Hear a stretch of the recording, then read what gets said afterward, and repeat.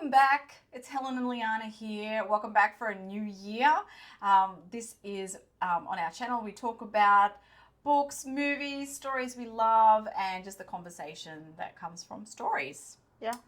We have a special for you today. We are kicking off a series. This is a little different. This is talking about is it your favorite series? Oh, probably. Yeah. Yeah. Our favorite book series. So Christian romance fiction, of all time. And we love this because it's a family series. There's 6 books in this series. This is for those who also love the series. Yes. So if you know this series and you love it, please come and join us because we plan to have some fun talking about this. This is not, so if you maybe want to read this and you don't want spoilers, this is not the episode for you. This is not the series for you. So we're talking the Christiansen Family Series by Susan May Warren, which started coming out around 2013. Yeah. So it's been out a long time. I read it, I don't know how soon after it came out that I read it. Fairly soon, actually, because I know I read the last book in 2016, which would be around... Around it, yeah. Yeah, okay. So we just love this series, and it's just such a good series to talk about. Yeah, it is. So we are going to start with book 1. Take a Chance on Me. Yeah, so they're all song titles, all right? Which I didn't know because I don't know half these songs. Change your mind. I'm the first in line.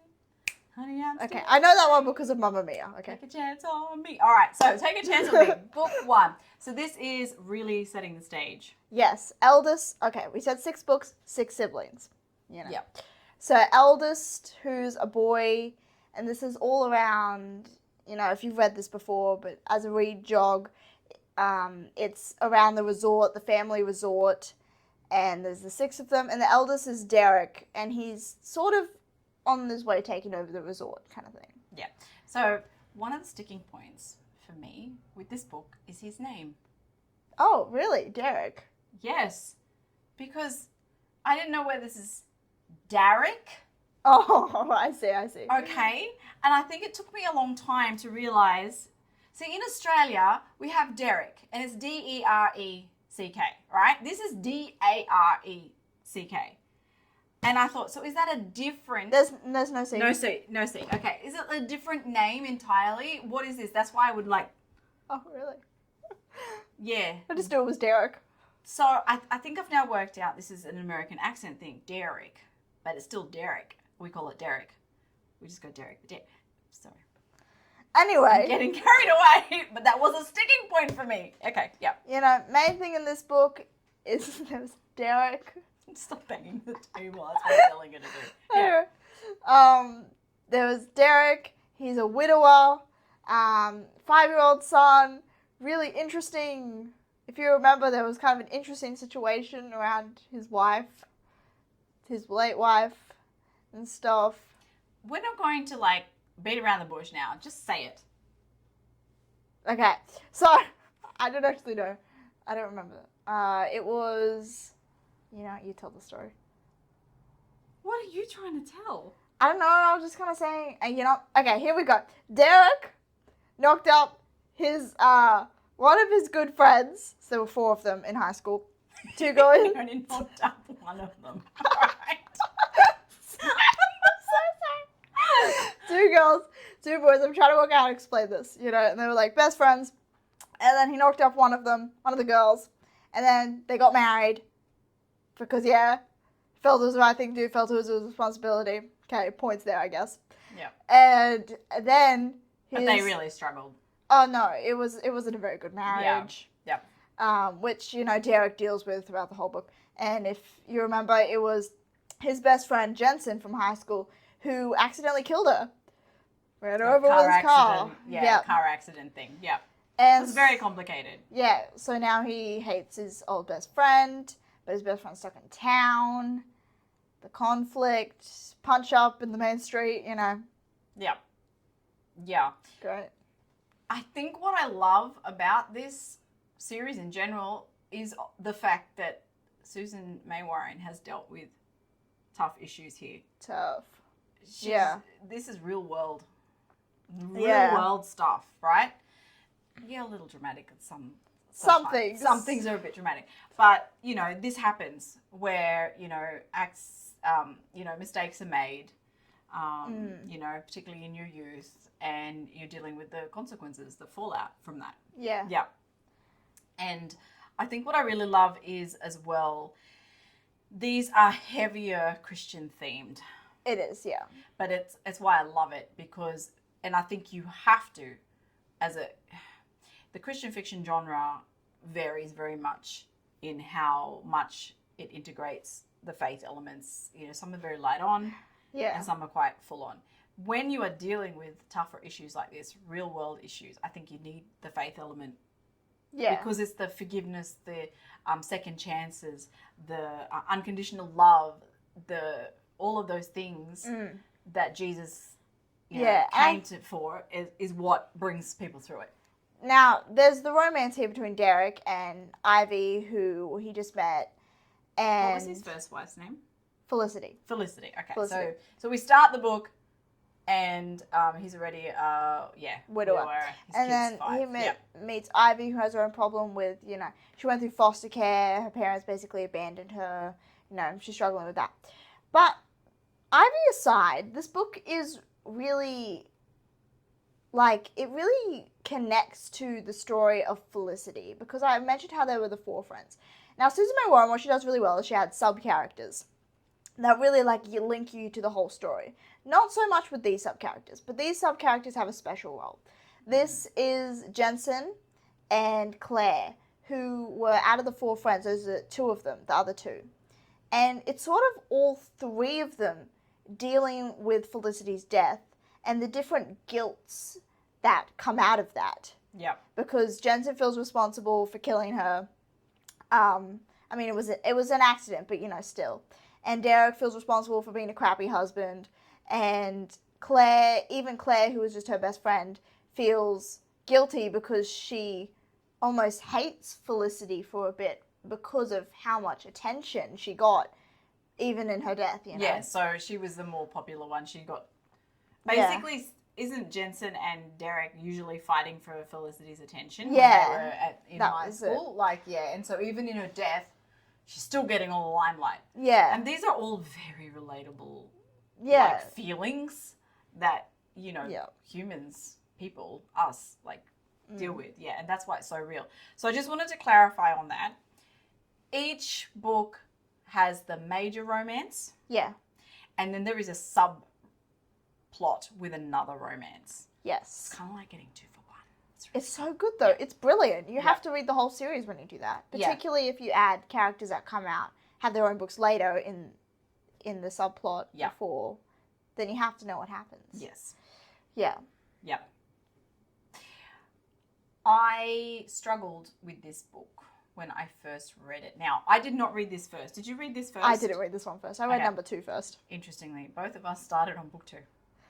Mine was just because I found book 2 at Koorong.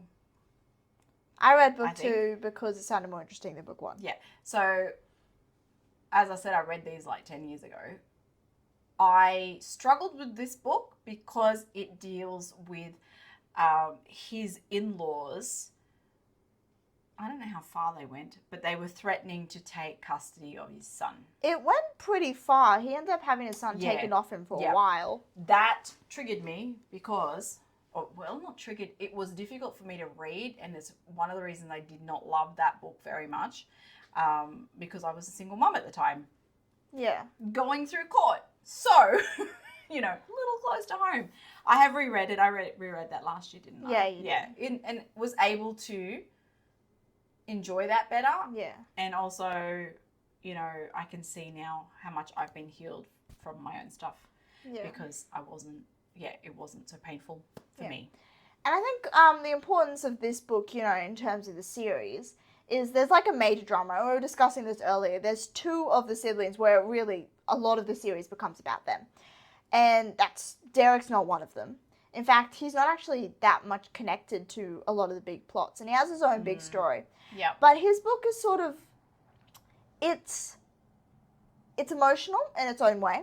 Yep. But it's also just almost a fun hook to the series. Maybe not fun, but it's a good starter. It's stepping into it Yeah, without throwing you straight into the fire. Yeah, you meet Yeah. siblings, you get first impressions. I think there's also some funny little hints maybe to things that will happen later in the series, but you have to have read it before to have known that. Yep. Yeah, and just meeting everyone. It's a lot around the resort, this one, because Derek's, the sort of the one in charge of it at the moment. Yeah, the family resort, which is like, it's their home base, Yeah. literally. And I guess for the story as well, it's the home base. When there's trouble, home. Yeah. And then from this book, Darek, basically, he gets his own problem solved, and then he just kind of becomes the big brother that's there. Yeah. Yeah. So he finally gets stabilised. Yeah. And then the rest of them can go and have all their dramas. Yeah. That's exactly what happens. And he was the drama in the first place. When you think about it, big drama in the first place. For this Christian family, close-knit family, it would have been a big deal that he had got his girlfriend pregnant and had to get married. And all the others were still in high school. Yeah. Yep. Yeah. So he really had his drama moments off page before series. Yeah. So that's true, yeah. He needed to stabilise. Yep. They needed to finish that drama before dealing with all the other stuff. Oh, goodness. We have to laugh, but we have to save those conversations for those episodes with those books. Yes. Yeah, okay. So. Yeah. We just want to check. So, how does this book... It's kind of harsh. I guess you would expect... With a setup like this, a 6-book setup, the first book is not going to be your favourite. Yeah. But it's necessary. Yeah. I don't not like this book. And it's not my least favourite either. It just has its own thing about it that I love compared to the others. It is, isn't it? It does have its own tone. It does. It really does. And I think it's because of that, it's a residual issue that's being resolved. It's almost particularly since we mentioned there's one character in particular, of course there's a prodigal in this family. And he kind of comes out in the second book. So it is almost like this book is almost an end to the before. Yeah. And then you open up the new drama in the second book. You open up a whole new can of worms. You bet. We just love this series. Why do we love this? We love the family aspect. We love the family, but also Susan May Warren's such a good writer. She's one of those writers where it's not fancy, and you can't even work out why it's so good. But you read it, and it's one of those ones where you're like, oh, I've read that far already. I'm surprised. Yeah, you just get lost in it. You get lost in the world that she creates. Yeah, and then the characters are so relatable in ways, and you get them, but without them all being the same. Like, you really understand their characters, and it comes out, and not just because she says she was really bubbly and this and that. You just feel it, you know? She writes so well. Yeah, that's true, and they are. Every single one of the 6 siblings is really unique, and she brings that out in their story. How their stories are. I think their stories align with who they are. So in this case, Darek is I hope that's how it's okay. Move on. Darek is very much the responsible eldest son. Yeah. He just had his, youthful incident, so, and I think that's, the stabilizing of him is the stabilizing of now the series, and It's interesting because I don't actually have much to say about Ivy in terms of the series. Ivy is just, what does Ivy do for Darek? Ivy is, I don't know. I think it's kind of him realizing his redemption point, I feel like she was someone who had her own problems, and he had to realize that he's not useless anymore. He mucked up his first marriage as someone who sort of needed help. Yeah. But that doesn't mean he now can't help others and do it well. Yep. Because, Ivy, not much family, coming into this big family, and she needed a big welcome, and she needed someone supportive Yeah. And because of that, what we're talking about, Darek, he was responsible. Well, he stepped into that as well and stuff. Yeah. Yeah. He's very much a protect a big brother thing. He just needed to be. He needed to forgive himself for his past. Yeah. So he could resume that role. Mm-hmm. I think. Yep. Right. I'm just checking here. All right. So. And you had something to say about Jensen and Claire as well. Jensen and Claire, did I? Yes, that you liked them. You were telling me before. Oh, Jensen and Claire. I did like Jensen and Claire. So I reread this one semi-recently, because I do that every December. Read some more Christiansen. In Australia, we say semi. What did I say? You said semi. I've confused you with my Darek. Yeah, so I was talking about the plot, the sub-characters, Jensen and Claire, which is interesting that we talk about the friends and they're all dealing with their own guilt. But in the same time, and in the same book, and in the same breath, Jensen and Claire also create a romance. Yes, yeah. At the same time, which is interesting because they're dealing with struggle with what happened in terms of like their friendship group, and they don't just kind of fix that. They go even further. But I think it's a really good couple though, because so they sort of related to each other in the way they struggled with this stuff. Yeah. But also because they'd been friends for such a long time, they also understood each other a lot easier, and they knew things about each other that actually, when they got back into that environment, they really helped one another. Yep. So we should also talk about the in-laws as well. Oh, the in-laws, yes. So Derek's in-laws. It follows in this theme. There's basically a lot of unresolved grief. Felicity. That's why I kind of feel like almost Ivy's really interesting. I think that's the importance of Ivy. Because you're dealing with Claire, Jensen, Darek, the in-laws, all guilted or struggling with Felicity's death, and then you just throw grieving. in Ivy, Yeah. who is like, has no connection with any of this at all. Yep. Not from the same town, knew nothing about it. But is almost thrown in as Felicity's replacement, as some people see it, because suddenly Darek has this other girlfriend, and but he was supposed to be Felicity's guy. But, of course, Felicity's gone now, but still struggling with that. So, there's definitely a lot of grief. There's all sorts of grief being experienced by several different characters. Yeah, and it comes out in different ways. Yeah, so, for the in-laws, they blame it all on Darek, and they're trying to hang on to this idea, I guess, because maybe hanging on to the anger for him it keeps Felicity alive in their minds, and then of course there's the whole rejection, another girl coming on the scene, and hey, that would be hard to see another woman step into. It's just so sad. I'm sorry, that's another woman step in to mother your grandchild, like it might be your daughter. That's kind of because we actually haven't mentioned him much. His name, they call him Tiger. The entire series. Oh, so that's the other thing I don't like.